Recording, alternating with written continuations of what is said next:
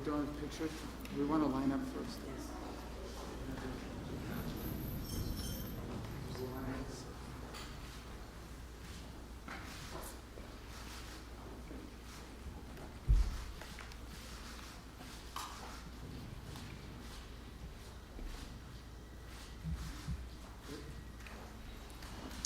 Welcome. Well, thank you all for joining us here today. I'm reminded by my colleagues from India, Australia, and Japan that within an hour of becoming the Secretary of State of the United States, this was my first meeting. So we like to do these every 6 months, right? Every 5 months. But we're honored to host them here today in this very important partnership that has developed over the years and that I think has really taken wing in the last few months, and we want to continue to build on. These are very important countries. These are very important strategic partners and allies of the United States, and together we have a lot of shared priorities, a lot of things we care about in the world. I think there are many global problems, but also problems that we face in our respective countries that can be solved by us cooperating together. One of the challenges upon coming, although this is a great partnership and a great forum in which to discuss these issues, one of the challenges has been something new like this, is turning meetings and gatherings where we talk about ideas and concepts into a vehicle for action, into a vehicle for actually being able to take concrete actions. And that's the next step in this great partnership, is to actually begin to see concrete actions and steps being taken in conjunction with one another, in coordination with one another, in partnership with one another for the benefit of our respective countries and ultimately of many other countries in the world. There are many countries that are going to benefit from this partnership even though they're not members of it. And it's not simply a security matter. It's largely, in many cases, about economic development. In fact, later today we'll be hosting here in this building a number of companies. I think over 30 or 40 companies was the last count.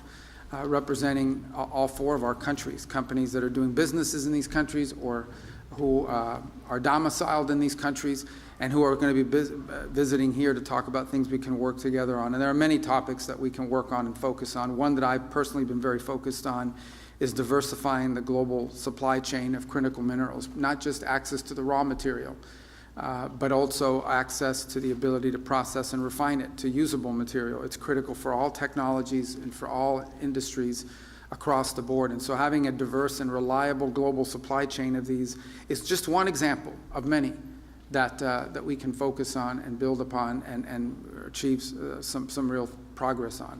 So that's the hope for this partnership. That's why it's so important to host it here today.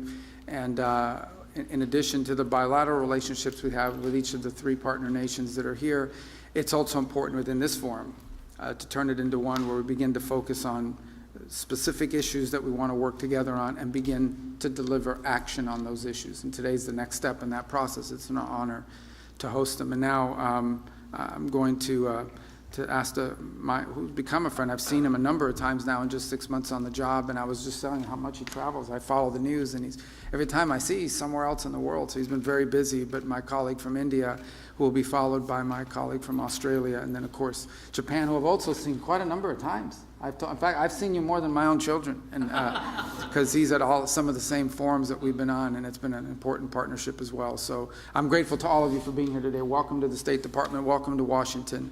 And I look forward to visiting you in your respective countries as well, and for the progress that we're making together in this very, very important partnership and forum that we've created. So thank you. Thank you. Thank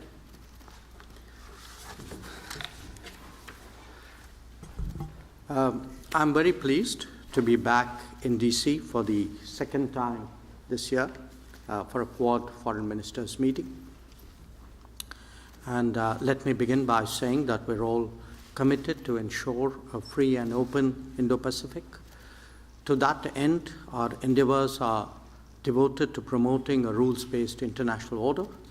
It is essential that nations of the Indo-Pacific have the freedom of choice, so essential to make right decisions on development and security.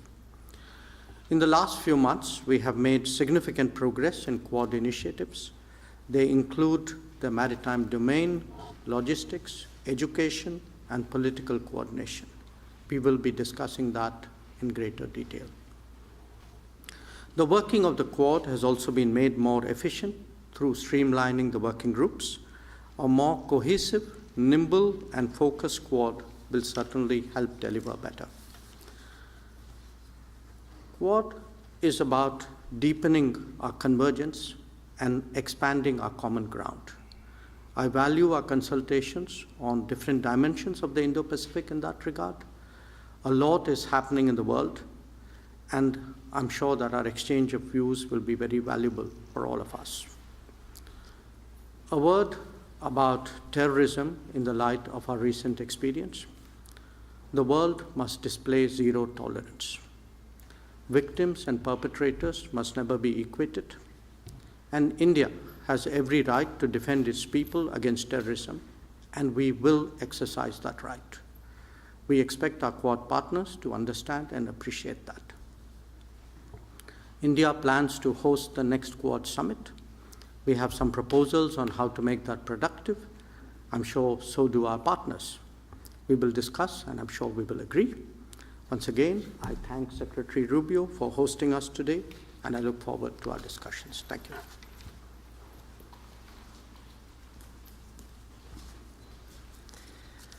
Thanks very much.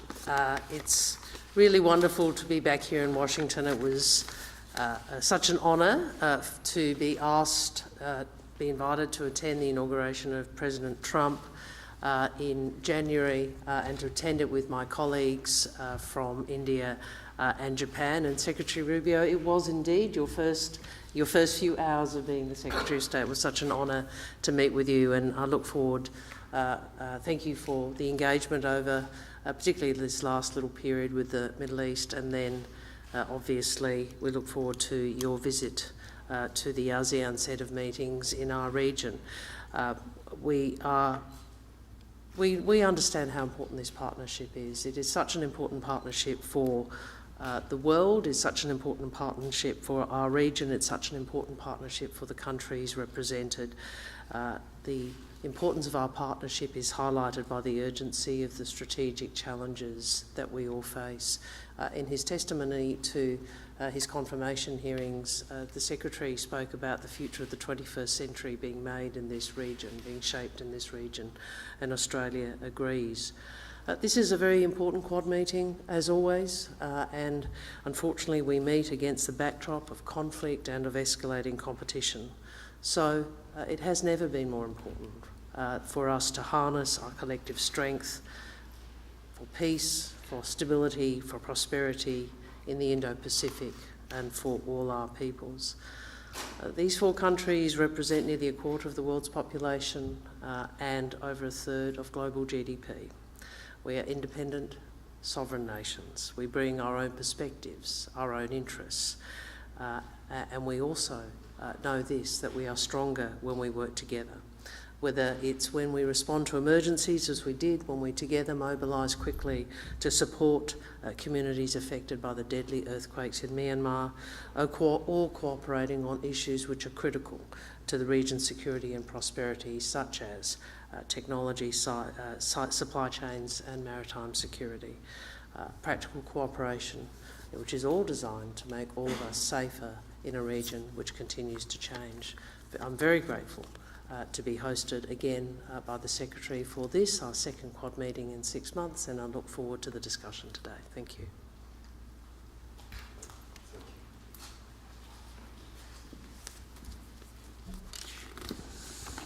本日、マルコのイニシアティブで、本年2回目の日米豪印外相会合を開催できることを大変嬉しく思います。マルコが国務省に初登庁して数時間後に開催された本年1月の外相会合開催は、国際社会に対して前向きで力強いメッセージとなりました。Today, I'm pleased to convene the second Quad Foreign Ministers meeting of this year, thanks to Marco's initiative. The previous Foreign Ministers meeting in January took place just a few hours after Marco's first day at the State Department, and I believe that sent a positive and a strong message to the international community. それから半年のタイミングで再度日米豪印の外相がワシントン DC に集うことができたのはクワッドの結束の強さと重要性を示すものであります。The fact that the four foreign ministers are once again gathering here in Washington, D.C. only 6 months later demonstrates the strength of a unity and the importance of the Quad. 現在、中東や欧州ではさまざまな混乱が起きております。我々4カ国が位置するインド太平洋は世界人口の半数以上を要する世界経済の成長エンジンであり、インド太平洋地域の平和と安定は国際社会の繁栄にとって不可欠であります。インド太平洋地域の平和と安定のために、地域の大国である日米豪印4カ国が果たせる役割は大変大きなものがございます。Currently, there is turmoil in the Middle East and Europe. The Indo-Pacific region, where our four countries are located, is the growth engine of the global economy, accounting for more than half of the world's population. With this, the peace and stability of the Indo-Pacific region are essential for the prosperity of the international community. The four countries, as major powers in the region, have an important role to play in ensuring peace and stability in the Indo-Pacific region. 本日は現下の国際情勢について戦略的な観点から議論を深めたいと思います。また、自由で開かれたインド太平洋の実現のために、地域諸国にひ益する今後の協力などについてしっかりと意見交換したいと思います。ありがとうございます。Today, I'm looking forward to engaging in in-depth strategic discussions on the current international situation. Additionally, we will exchange views on future cooperation that will benefit countries in the region in order to advance the realization of a free and open Indo-Pacific. Thank you very much. Thank you.